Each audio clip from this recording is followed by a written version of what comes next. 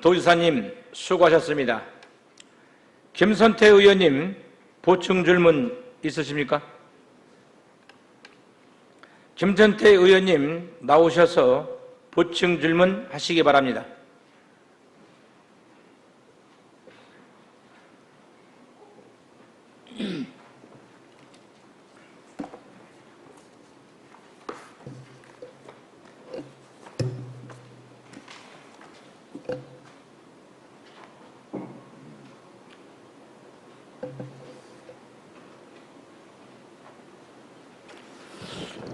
네, 지사님의 성실한 답변 감사드립니다. 잠시 답변서로 나와주시기 바랍니다.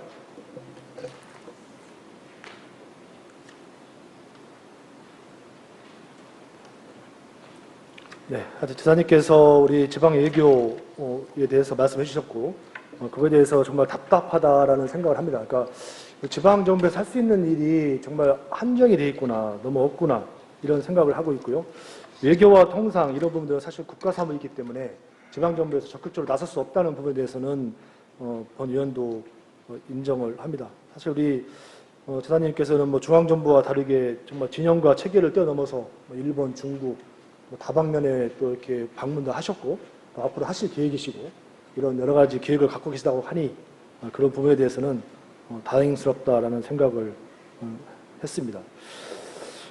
사실 중국은 사실 우리 그 베이밸리 메가시티 공약 같은 걸 보더라도 우리 지사님께서 지금 추진하고 계신 여러 가지 그 충남의 미래 비전에 있어서 중요한 또 상대방 국가가 되는 거 맞죠, 지사님? 네. 네. 근데 또 지사님 여러 가지 그런 광폭 행보에 대해서 말씀을 드리면서 또 한 가지 언론 보도를 보면서 좀 다소 좀 아쉽고 또 걱정되는 부분도 약간은 있었습니다. 그 부분을 말씀을 좀 드리고 있겠습니다. 이 도지사라는 자리는 정치인인 동시에 행정가, 같은 여러 가지 중복되는 그런 역할이 있는데요. 사실 오해를 일으킬 수 있는 정치적, 외교적, 군사적인 이런 언사, 발언은 좀 신중해야 된다라는 생각을 했습니다. 어떤 얘기였었냐면은 신문 보도상에서 윤석열 대통령과 기시다 총리의 셔틀 외교를 지지하고 한국의 일부 세력들이 친일과 매국이라며 비판하고 있다. 이런 약간 민감할 수 있는 사안들에 대해서 발언을 해주신 것에 대해서 혹시 이런 것들이 요즘 여러 가지 중국의 그 대사 관련해서도 요즘 굉장히 말이 많지 않습니까? 여러 가지 이런 것들이 어떻게 들리냐에 따라서는 해석 여지가 분명히 다르게 할 수 있는 부분도 있기 때문에 그런 것들은 약간 오게 티 같다는 생각이 들었습니다. 그런 부분들은 앞으로 대외 통상 정책을 하시면서 조금은 더 신중하게 해줬으면 좋겠다. 그 부분을 잠깐만 말씀을 드릴게요. 네.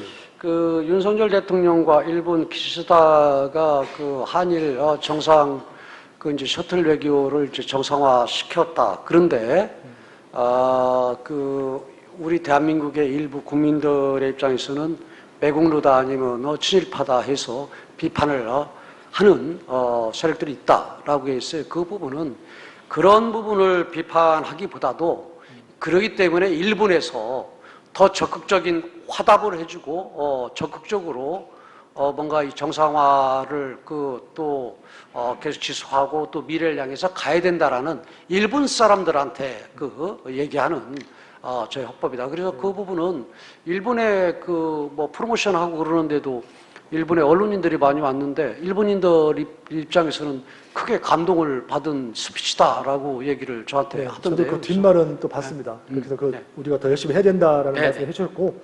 우리나라보다도 일본이 좀 더 적극적이고 좀 뭔가 긍정적이고 또 우리 대한민국의 입장을 이해를 하면서 좀 이렇게 자세 변화를 요구하는 그런 발언이다. 이해를 좀 해주셨으면 좋겠습니다. 네, 하여튼 정치인한테는 늘 어떤 입장 표명을 요구되는 경우가 많습니다. 일명 스탠스라고 하죠.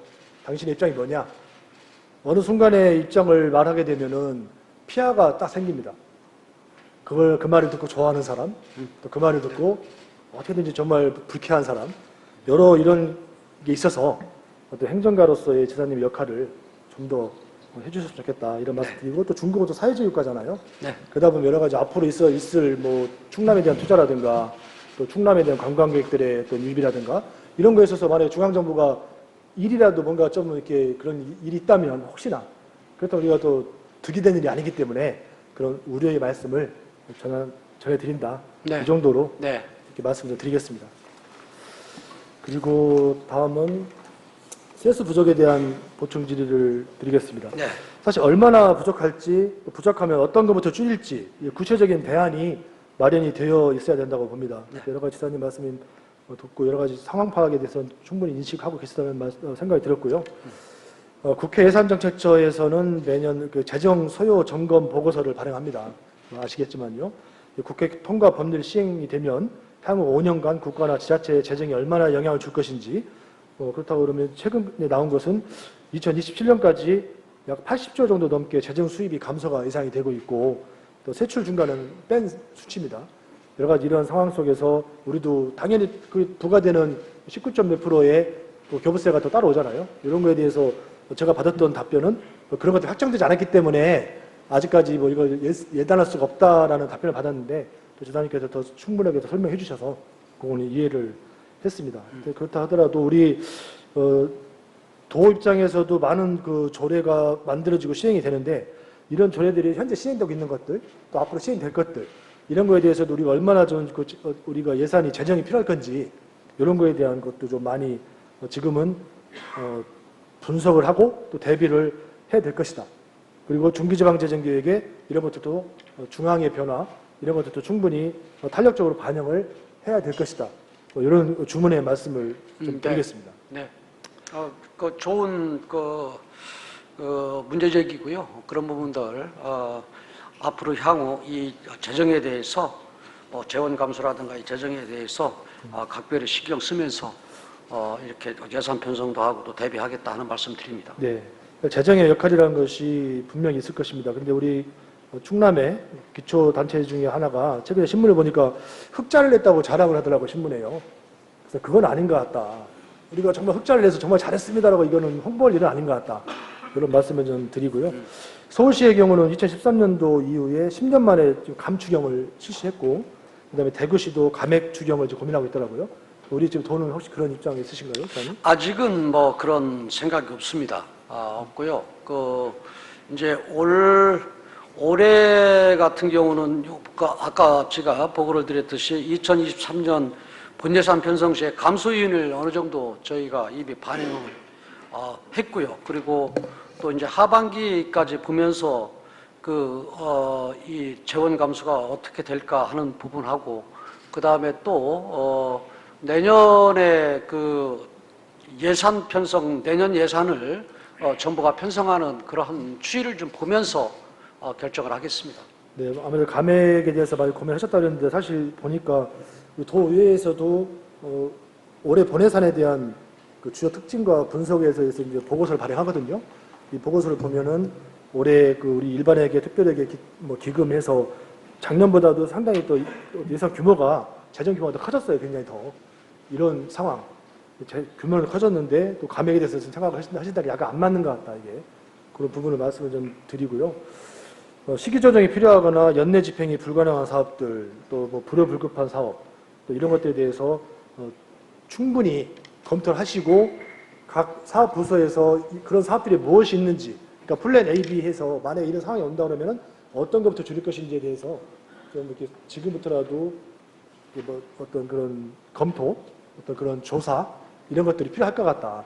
어느 순간에 그런 상황이 닥치면은 뭐 줄이기 쉬운 것부터 이렇게 빨리 하는 게 아니라 꼭 어떤 것부터 줄여야 될지 고민을 먼저 하고 대비를 하는 게 맞는 것 같다.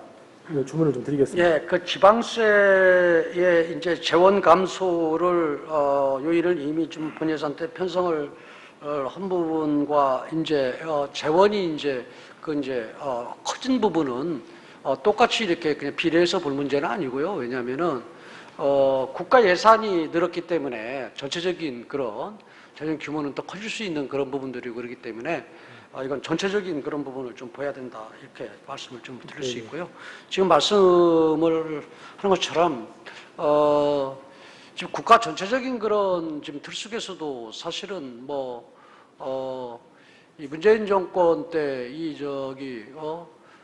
코로나 뭐 이런 부분들도 있고, 또 하나는 사회복지적인 그런 정책들을 도입하고 하면서 일단 재원이 늘어나면서 또 이 국가 부채가 늘어나는 이런 상황이거든요. 근데 저희 충남도 같은 경우는 지금 뭐 전체 부채는 1조 정도지만은 뭐 그런 저번 한 5천억 정도 되거든요. 나머지는 뭐 어떻게 투자 개념의 그런 부채이기 때문에 그렇기 때문에 1조 정도면은 저는 양호하다 이렇게 보고 있고요. 그리고 또 지난 민선 7기 때 이 재정적인 그런 측면에서는 그리고 안정적으로 저는 1조 정도면 관리를 해왔다 이렇게 봅니다. 그리고 말씀드린 것처럼 이게 빚이 있냐 없냐가 중요한 게 아니고 빚의 내용이 저는 중요하고 또 왜 빚을 진 이유가 저는 중요하다고 보거든요. 그래서 소모성이나 아니면 소비성이나 이런 부분들 같은 경우는 그렇기 때문에 부채가 많아지면은 그건 문제가 되는 거지만은 투자형의 그런 그 개념적인 그런 부채는 저는 필요하다 이렇게 저는 봅니다. 네. 여러 가지를 감안해 보겠습니다. 네네네. 지금 말씀하신 대로 부채가 정말 필요했던 건지 네. 어떻게 쓰였는지 이런 것들이 굉장히 중요하다는 말씀 동의하고요. 네. 우리가 보니까 도의 그 통합재정 수지가 19년도에는 342억 정도 그 적자에서 23년도 올해 본 예산에 2,186억 정도 적자로 해서 한 6.4배 정도가 늘어났다는 말씀 드리고 또 지방 채무도 19년도에서 23년도까지 연평균 한 21% 정도 증가했습니다. 물론 그때 코로나가 있었고 여러 가지 상황이 있었겠죠. 그다음 예산안 대비 지방 채무 비율도 19년에서 한 7.7%였었는데 23년도에는 올해 예산 대비 봤을 때는 13.4%로 한 5.7% 정도가 더 악화됐다는 말씀을 드리고 더 우려스러운 것은 19년도까지는 그 외부 차입금이 전혀 없었어요. 그런데 20년도 이후로 외부 차입금이 늘어났고 23년도 올해에는 그 외부 차입금이 뭐 4,918억 정도가 또 증가했습니다. 이런 것들은 좀 약간 어떻게 보면 좀 위험을 수반하는 이런 부채 이런 것에 대해서는 더 신중하게 하셔야 된다는 말씀을 그러니까 1년 동안 외부 차입은 아직 하나도 없고요. 그리고 외부 차입 그런 민선 7기 때 뭐 한 5천억 가까이 된 그 부분도 제가 볼 때는 뭐 두 가지적인 측면인 것 같아요. 이 코로나로 인해서 가장 큰 요인인 것 같고, 그다음에 두 번째로는 이제 복지 부분이나 아니면 현금성 그런 이런 그 복지라든가 이런 부분이 이제 중앙 정부에서 확정을 하면 또 그거에 또 이제 지방 정부에서 맞춰야 되는 부분들도 있고 그래서 이 매칭이 되기 때문에 이게 함께 이루어진 거 아닌가 이런 생각이 듭니다. 근데 큰 전체적인 그런 측면에서 저는 우려스러울 정도는 아니다 이렇게 봅니다. 네, 해서 도의회에서 발간한 우리 예산 분석 보고서에 따르면은 외부 차입금이 2020년도에 처음 발생하기 시작해서 1,771억이었었는데 올해 본예산에 4,918억 이렇게 책정이 되어 있습니다. 그런 거에 대해서는 잘 관리해 주셔야 되는 말씀드리고 중기지방재정계획에 따라서 지방채무가 올해 1조 한 3,253억 정도가 예상이 되는데 27년도에는 더 증가해서 1조 5,578억 이 정도를 또 예정을 하셨어요. 여러 가지 이런 또 채무도 지방채무가 더 늘어날 수 있는 상황 여러 가지 이런 거에 대해서도 감안을 하셔야 된다. 어차피 늘어날 수밖에 없는 이제 저는 상황입니다. 왜냐하면은 이제 국가 사업을 신규 사업 같은 경우도 올해 좀 많이 땄고 그다음에 국가 예산이 9조 원 시대가 됐고 이제 내년에 10조 원 시대가 되는 그런 상황이라면은 일단 캐파가 커지는 상황에서 중앙 정부 예산하고 지방 정부 예산을 매칭하는 그런 또 사업들도 있잖아요. 그래서 규모는 좀 더 늘어날 수 있을 것이다. 다만 이게 소모성이 아니고 투자 개념이고 그다음에 우리 경제나 아니면은 삶의 주토피는 앞으로의 그런 그 발전의 동력을 삼을 수 있는 그러한 요소라면은 좀 빚을 좀 줄 수밖에 없지 않냐 이런 생각이. 필요한 사업들은 반드시 해야 되는 거 맞고요. 네네. 근데 어차피 세수가 좀 더 이렇게 위축될 거라는 것에 대해서는 동의하시잖아요, 이사님. 네네. 그런 면에서도 네. 알뜰하게 써야 된다. 네네. 말씀을 드리는 거고. 네. 우리 이 호조에서 우리 이제 그 자료를 잠깐 봤는데 보통 우리가 행사성 예산이라고 이렇게 아예 그냥 대놓고 표시하는 거 있잖아요. 그런 것만 보더라도 1회 추경 때 한 17억 4,300만 원 정도를 그냥 우리 행사성 합니다 해가지고 올렸어요. 17억 정도를. 그다음에 저희가 복지환경위원회 그 예산안을 심사하다 보니 거기에 무슨 뭐 단체에서 어디 뭐 선진지 견학이라든가 가시는 그런 신규 예산들이 뭐 1억 원 이상씩 뭐 각 몇 개 단체가 올라오고 이런 단체 이런 예산들 이런 것들부터 먼저 저렇게 우리가 잘 관리해서 줄여야 되는 거 아니냐. 그런 게 어떤 계획이 있었잖아요, 지사님. 어떤 것부터 줄일 것이냐에 대한 어떤 순서가 있어야 되잖아요. 그런 부분들이 좀 아쉬웠다. 그래서 이게 좀 행사성 예산이라고 표시되어 있는 것만 해도 17억이 넘어요. 이래 추경 때. 근데 뭐 어떻게 보면은 이제 그 안에는 제가 일부에서 좀 아쉽다고 비판도 받고 하면서 이 전략한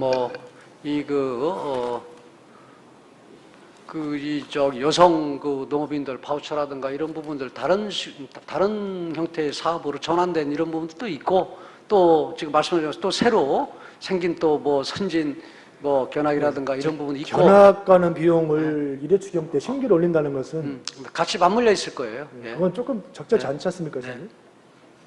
말씀을 드리고요. 마지막으로 소상공인 지원 사업에 대한 보충 질문을 드리겠습니다. 네. 우리나라의 자영업자의 비율은 타 국가에 비해서 상당히 좀 높습니다. 이게 아무래도 양질의 일자리가 좀 부족하다 보니 또 비자발적으로 사장이 되는 경우가 많아요. 사장이죠, 사장. 지난 5년간 코로나 팬데믹 자영업자 수가 한 180명 정도 늘었습니다. 그런데 평균 소득은 더 매년 감소하고 있고요.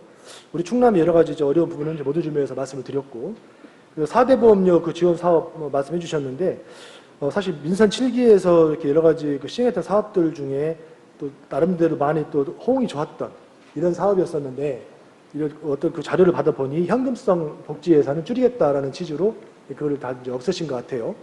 맞나요, 지사님? 예, 왜냐하면 4대 보험 같은 경우는 좀 비상시국이라든가 이런 코로나라든가 이렇게 어려운 시기 같은 경우는 일시적으로 지원이 가능하지만은 4대 보험은 또 이 형평성 문제도 있지 않습니까? 그렇기 때문에 이 부분은 코로나가 조금씩 됐으면 줄여야 된다. 그럼에도 불구하고 어려워지는 그런 부분들도 저는 이 자영업자나 소상공인들 같이 지원하는 데는 저는 당연히 지원을 해야 된다고 봅니다. 다만 이게 고기를 잡는 법과 그다음에 일어설 수 있게 하는 그런 부분과 밥을 먹여주는 것과 이런 부분들은 저는 좀 차이가 다르다. 그런 시각 속에서 보지, 전체적인 그런 지원 캐파는 더 늘었어요. 네. 그러니까 이 사업을 일몰하고 또 여타 다른 사업들을 늘렸다는 취지로 아까 답변 주셨고요. 네네네. 본의원은 아무래도 좀 더 확대를 해야 되는 거 아닌가, 이게 대체가 아니라 증가를 해야 되는 아닌가 이런 질문을 드렸던 것이고, 그 당시에 코로나 때문에 자영업자나 소상공인이 어렵기 때문에 이거를 했다는 것에 대해서 인정이 되시는 거잖아요. 네, 그렇죠. 그런데 문제는 작년 하반기 이게 일몰될 시점이 훨씬 더 어려웠다는 겁니다. 그 당시가. 자영업 대출자들 저소득층 연체율을 보면 작년 3분기 지사님께서 취임하신 그 이후에 3분기에 그 연체율이 0.7%에서 그 4분기에는 1.2%로 0.5%가 더 높아졌고요. 코로나 사태 전인 2019년 4분기에 1.3%, 그 이후 3년 만에 최고를 기록한 게 작년 우리 일몰 시점이었습니다.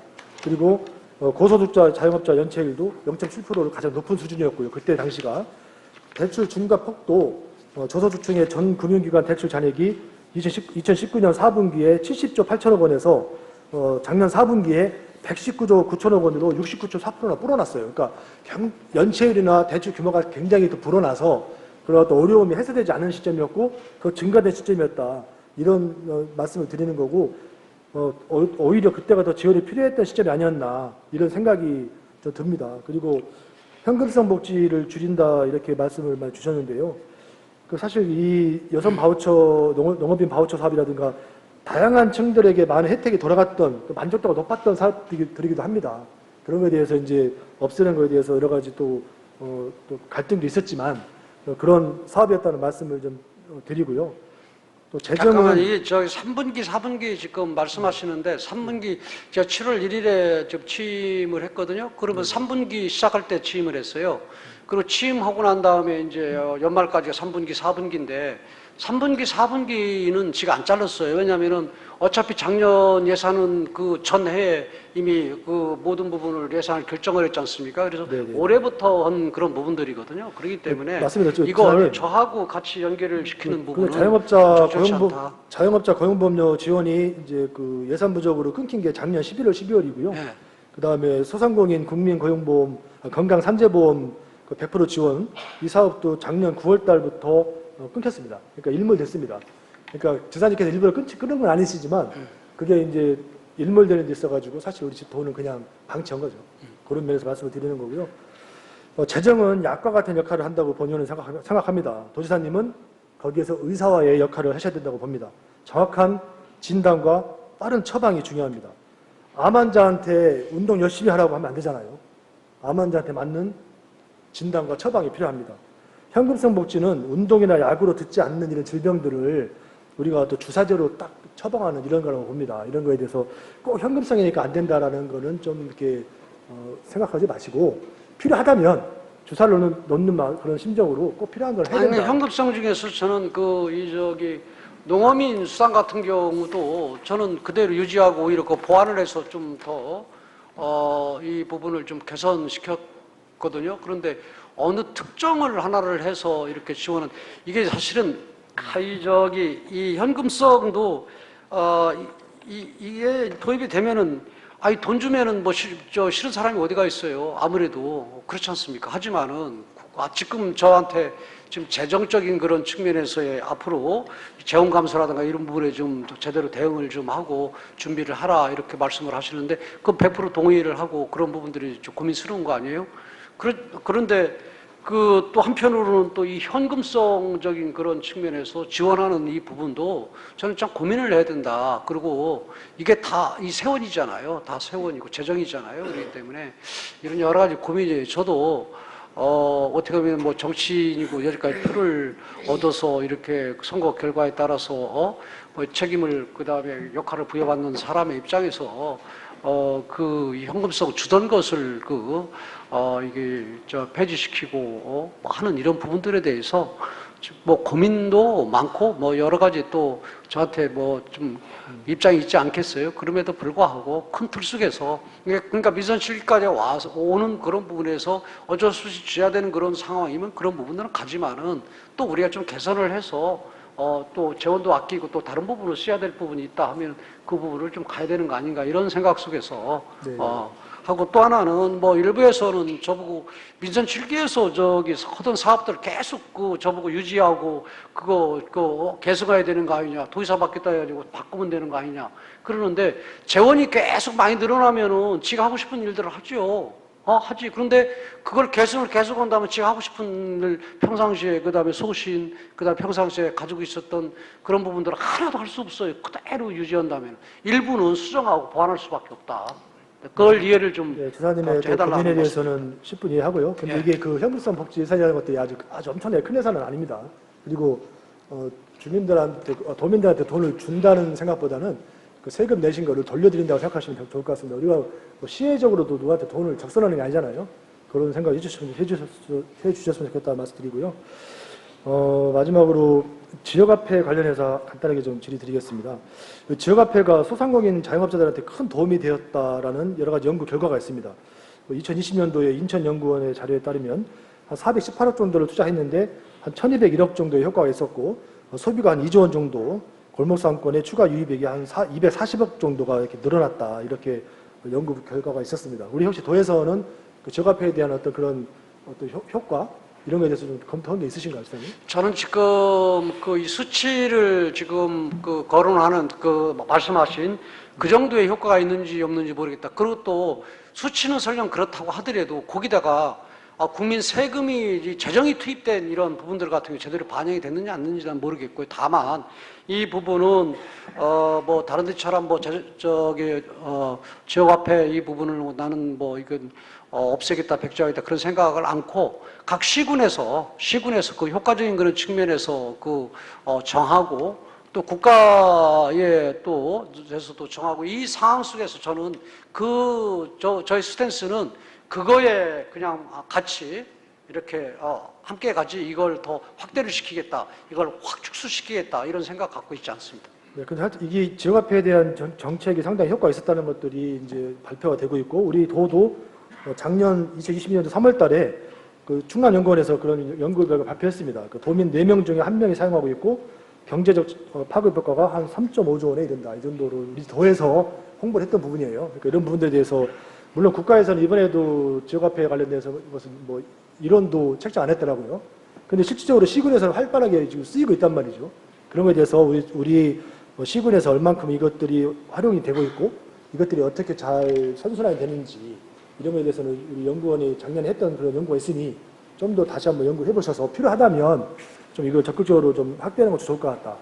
소상공인이나 자영업자들이 많이 도움이 되거든요. 지금 재정 걱정하시면 또 그걸 또 확대를 그러니까 하라고 필요한 하는 건 좀 사업을 그런 것 같고요. 돈을 쓰지 말라는 게 아니라 아, 필요한 사업에 대해서 순위를 1, 2, 3, 4 정해서 그래서 써야 된다는 그 또 말씀이고요. 시군에서 요구하고 지금 말씀하신 그런 부분에 있어서는 저는 함께 이렇게 하고 그러는데 이걸 제가 주도적으로 그다음에 또 도에서 이걸 좀 확대시키는 이런 부분들은 저는 하지는 않겠지만은 시군에서 요구하는 이런 부분들은 제가 같이 좀 연구 좀 해보고요. 네. 청주 같은 경우는 최근에 보니까 그 대형마트 아마 보니까 하나로마트 같아요.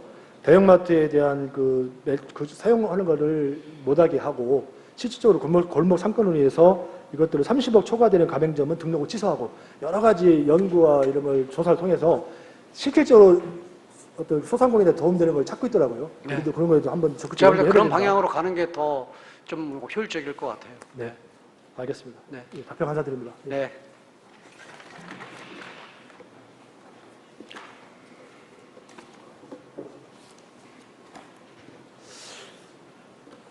네, 이상으로 본위원의 도전 질의를 모두 마치겠습니다. 끝까지 경청해 주셔서 감사드립니다.